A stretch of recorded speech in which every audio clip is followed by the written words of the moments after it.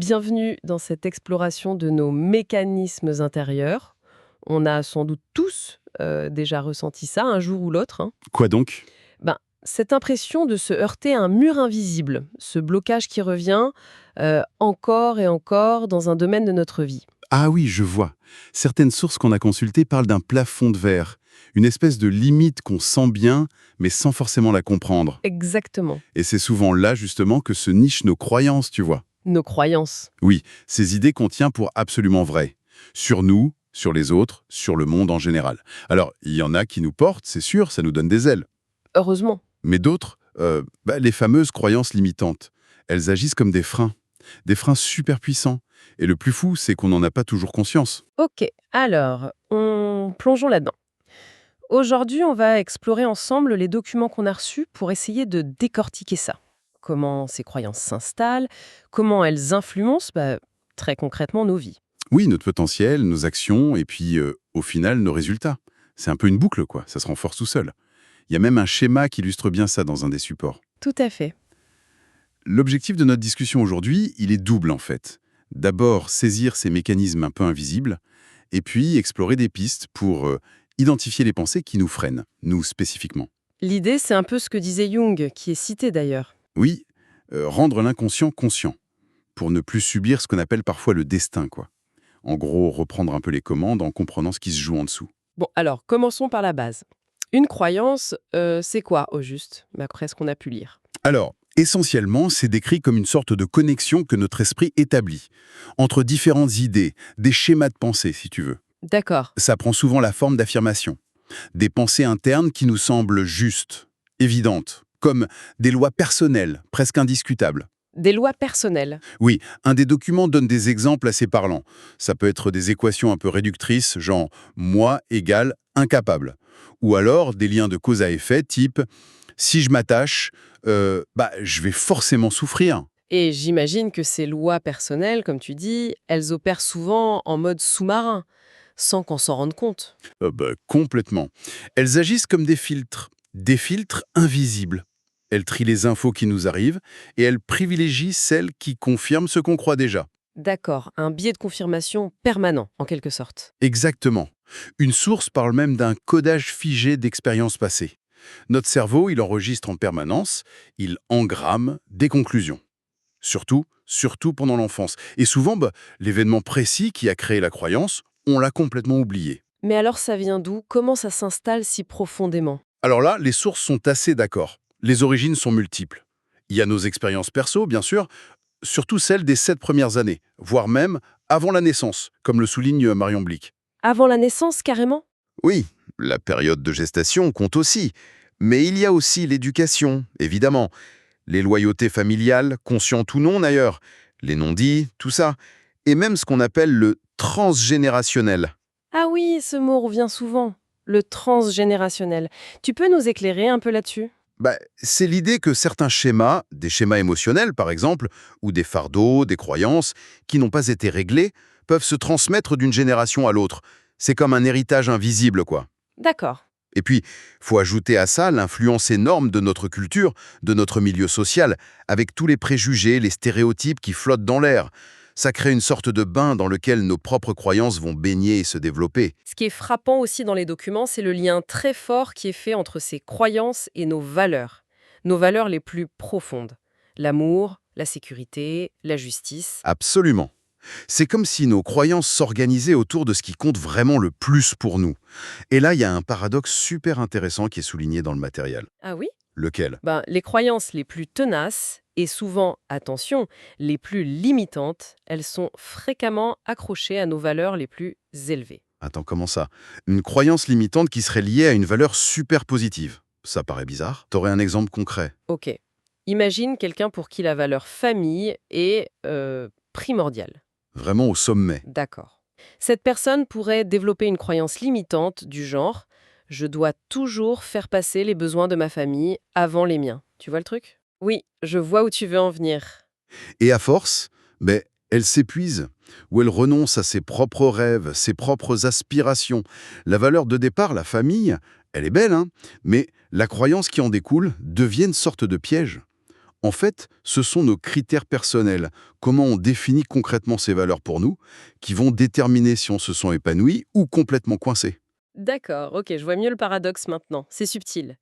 Alors, venons-en plus spécifiquement à celles qui nous freinent, ces fameuses croyances limitantes. Comment on les reconnaît au quotidien? Mais ce sont ces pensées internes, ces certitudes, quoi, qui nous empêchent concrètement d'avancer vers nos objectifs, d'exprimer notre potentiel. C'est vraiment ce fameux plafond de verre dont on parlait au début. Oui, Les sources les regroupent souvent autour de quelques grands thèmes, tu sais, le sentiment d'impossibilité. Ah non, ça c'est pas pour moi. Ou d'incapacité, j'y arriverai jamais. Le non-mérite aussi, je le mérite pas.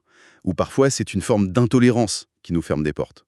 on a tous entendu ça ou même pensé des trucs comme je suis trop sensible pour ce monde ou l'argent c'est sale, il faut souffrir pour réussir. Les exemples, ils sont partout dans les notes qu'on a. Oui, c'est clair. Et il y a même un des documents qui propose 5 profils types, ou plutôt des schémas comportementaux qui peuvent nous aider à repérer ces croyances en action. Ce qui est intéressant, c'est pas tant les profils en eux-mêmes, mais le schéma répétitif qu'ils montrent. Ah, intéressant ça. Vas-y, raconte. Quels sont ces schémas? Alors, premièrement, il y a le schéma de la confusion. La personne, elle papillonne. Elle commence plein de trucs, mais elle va jamais au bout. Elle s'impatiente vite, elle cherche toujours la nouveauté. Le zapping permanent. Voilà. La question qu'elle pourrait se poser, c'est mais pourquoi je m'éparpille tout le temps comme ça? Souvent, c'est lié à une peur de s'engager, ou une croyance qu'on n'est pas capable de tenir sur la durée, tu vois. D'accord, la dispersion comme un symptôme. Et le suivant? Le schéma de l'auto-sabotage. Alors là, la personne dit qu'elle veut un truc, mais ses actions, conscientes ou pas d'ailleurs, vont complètement à l'encontre de son but. Le classique. C'est la peur de sortir de sa zone de confort, même si cette zone est super inconfortable.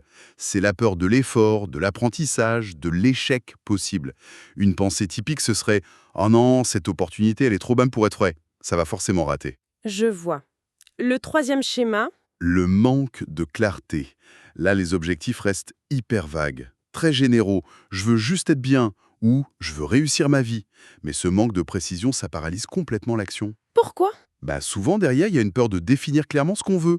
Parce que si on le définit clairement, ça implique de prendre des responsabilités, d'agir.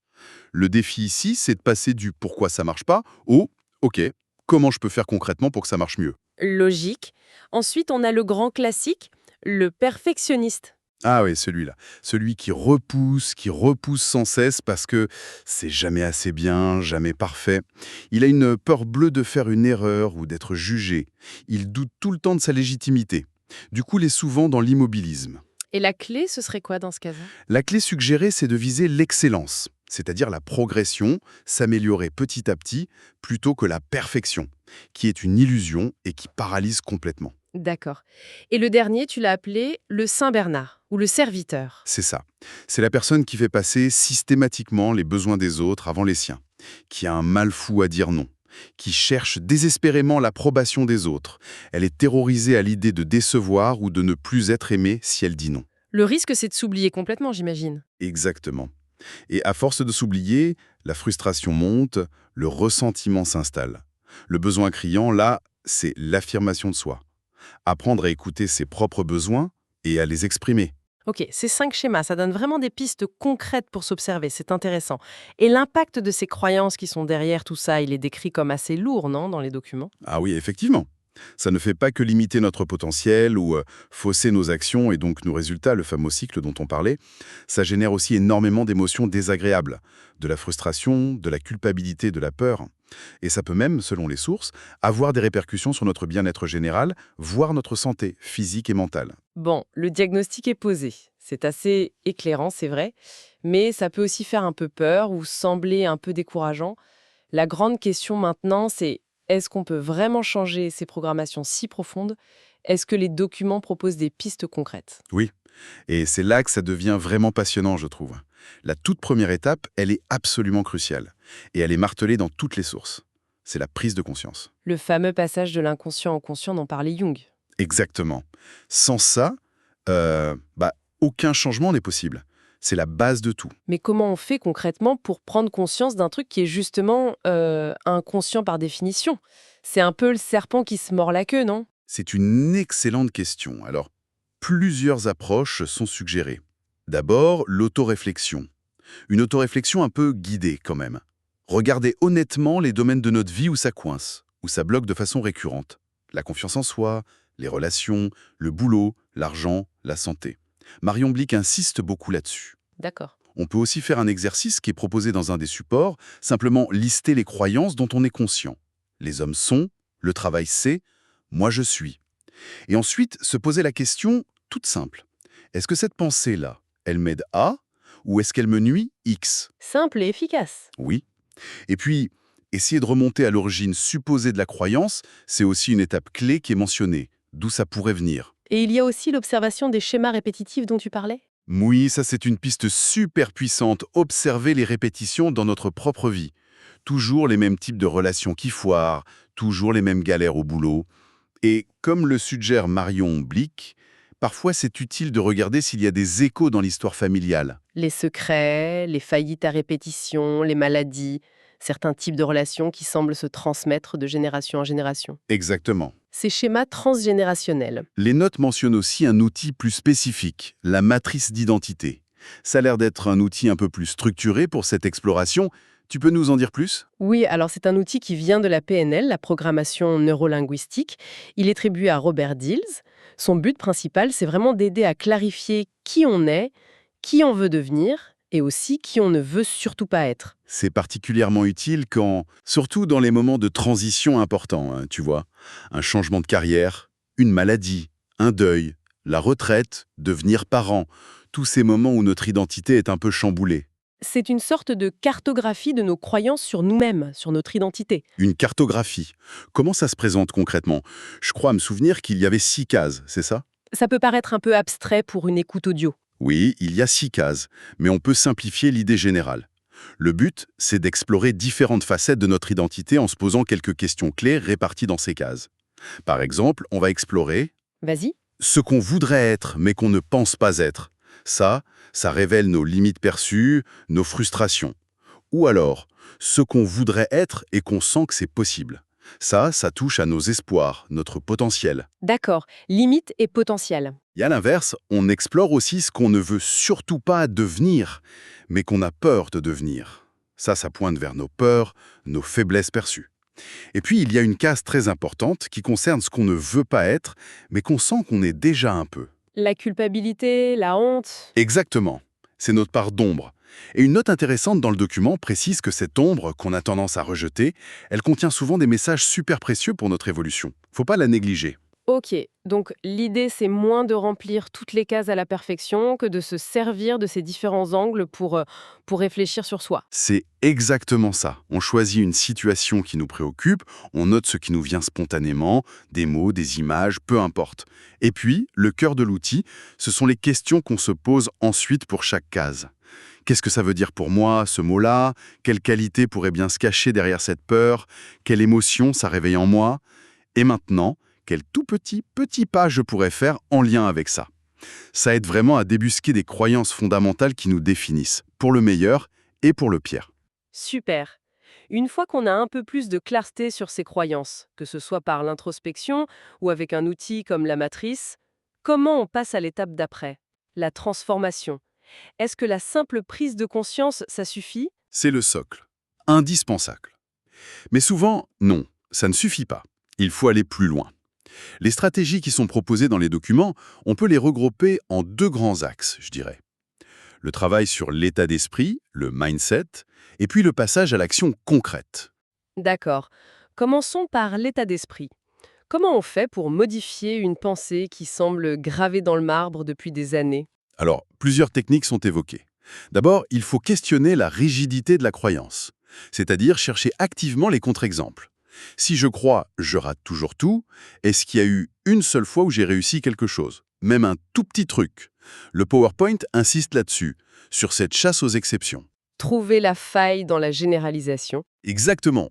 Ensuite, introduire le doute. Est-ce que c'est toujours vrai? Est-ce que c'est vrai dans toutes les situations? Avec tout le monde? Remettre en question est absolu de la croyance. Et puis, évaluer aussi le coût à long terme. Qu'est-ce que je perds concrètement en joie, en opportunité, en relation, en santé peut-être, à continuer de croire ça? Ça peut motiver à changer. Et la fameuse reformulation positive dont on entend souvent parler, transformer le négatif en quelque chose de plus constructif. Oui, c'est une étape clé, bien sûr. Passer de «je ne suis pas assez bon» à, par exemple, «je suis en apprentissage et j'ai du potentiel». Le document sur la matrice d'identité donne des questions pour aider à faire ça. En quoi cette vieille croyance-là, elle m'empêche d'avancer? Si je la retourne en positif, ça donne quoi exactement? Et quelles nouvelles idées ou possibilités ça ouvre pour moi? Donc, un vrai travail sur la pensée elle-même. Mais j'imagine que ça ne suffit pas si on ne change rien à nos comportements, si... Exactement. L'action, c'est fondamental. Il faut passer du «pourquoi ça coince» au «comment je peux faire différemment». C'est le changement de focus essentiel, surtout pour ceux qui se reconnaissent dans le schéma du manque de clarté. Et comment on fait concrètement? Adopter la stratégie des petits pas, c'est hyper important. Découper les objectifs qui font peur en étapes minuscules, faciles à réaliser. Et puis, noter les progrès, même les plus petits. Se féliciter. La visualisation du succès, ça peut aider aussi certaines personnes. Le document sur les croyances limitantes parlait aussi de discipline, de récompense. La carotte et le bâton, c'est ça? Oui, pour certains, ça marche bien. Bloquer du temps dans son agenda pour la nouvelle action qu'on veut mettre en place. Se féliciter activement pour chaque pas accompli. C'est la carotte. Pour d'autres, envisager les conséquences négatives si on ne change pas, ça peut être un moteur plus puissant. C'est le bâton. L'important, c'est de trouver ce qui nous motive, nous. Et cette fameuse zone de confort qu'il faudrait absolument quitter. Ça fait toujours un peu peur quand on dit ça comme ça. C'est un point crucial, mais peut-être qu'il faut le voir un peu différemment. L'idée, c'est moins de sortir brutalement que d'élargir progressivement sa zone de confort. Comment? En acceptant d'entrer temporairement dans ce qu'on appelle la zone d'apprentissage. La zone d'apprentissage? Oui, c'est une zone où le déséquilibre est normal, c'est OK. Où l'erreur n'est pas vue comme un drame, mais juste comme une information utile pour ajuster le tir. C'est là que la vraie croissance se produit. Il faut accepter ce léger inconfort passager comme un signe qu'on est en train de progresser. D'accord, vu comme ça, c'est moins effrayant. Les sources mentionnaient aussi des phrases ressources. Qu'est-ce que c'est? Oui, ce sont des affirmations. Des affirmations positives et aidantes qu'on peut se répéter consciemment pour ancrer de nouvelles façons de penser. Par exemple, j'ai le droit d'essayer et de me tromper. Ou je fais de mon mieux avec ce que j'ai aujourd'hui. Je mérite le respect et le bien-être. Demander de l'aide, c'est un signe de force et non de faiblesse. Ce sont comme des nouveaux chemins qu'on trace dans notre esprit. Des nouveaux sillons mentaux. Exactement. À force de répétition, ça peut aider à remplacer les anciennes autoroutes négatives. Et si, malgré tout ça, malgré les efforts, on a l'impression de tourner en rond, de ne pas y arriver seul? C'est un point très juste et qui est soulevé notamment par Marion Bialik dans ses interventions. Se faire accompagner par un professionnel, un thérapeute, un coach, peu importe, ça peut être extrêmement précieux, vraiment. Pourquoi? Parce que nos propres filtres, nos angles morts, qui sont justement façonnés par nos croyances, peuvent nous empêcher de voir clairement où sont les blocages et surtout où sont les leviers de changement. Un regard extérieur, neutre et compétent, ça peut vraiment faire toute la différence pour débloquer la situation. Bien sûr. Nous voilà arrivés au terme de cette discussion très riche. Si on devait retenir l'essentiel de tout ça, Mais je dirais qu'on a vu que nos croyances, qui sont souvent tissées dans notre inconscient et très liées à ce qui compte le plus pour nous, nos valeurs, eh bien, elles sont de véritables architectes de notre réalité. Elles façonnent ce qu'on vit. oui, Les croyances limitantes, en particulier, elles peuvent dresser des murs invisibles devant nous. Mais, et ça c'est vraiment le message d'espoir qui ressort de tous les documents qu'on a parcourus, ces murs ne sont pas une fatalité. Ils ne sont pas gravés dans le marbre pour toujours. exactement. On peut apprendre à les repérer, que ce soit par l'introspection, en étant attentif aux répétitions dans notre vie, ou en utilisant des outils plus structurés comme cette fameuse matrice d'identité. Tout à fait. Exactement. Ceux qui nous servent mieux, qui nous rapprochent de ce qu'on veut vraiment. C'est une sorte de nettoyage de printemps mental, comme le dit très joliment un des supports. Et l'enjeu, il est de taille, hein. C'est de pouvoir faire des choix plus conscients, d'aligner nos actions sur nos aspirations profondes et finalement de libérer notre potentiel, que ce soit dans notre vie perso ou pro. C'est reprendre un peu le stylo pour écrire notre propre histoire en quelque sorte. C'est une belle image, oui. Reprendre les rênes. Pour conclure et peut-être laisser une petite graine de réflexion à ceux qui nous écoutent, une pensée inspirée par nos lectures. L'un des documents évoquait notre vie qui se jouerait sur deux scènes en parallèle. Une scène consciente et une scène inconsciente. Alors, la question qu'on pourrait se poser, c'est quelle croyance non examinée, bien cachée dans les coulisses de l'inconscient, pourrait être aujourd'hui le metteur en scène silencieux d'une partie de notre expérience actuelle? Et quel tout petit ajustement de notre regard intérieur pourrait commencer peut-être dès maintenant à en modifier subtil mais sûrement le script.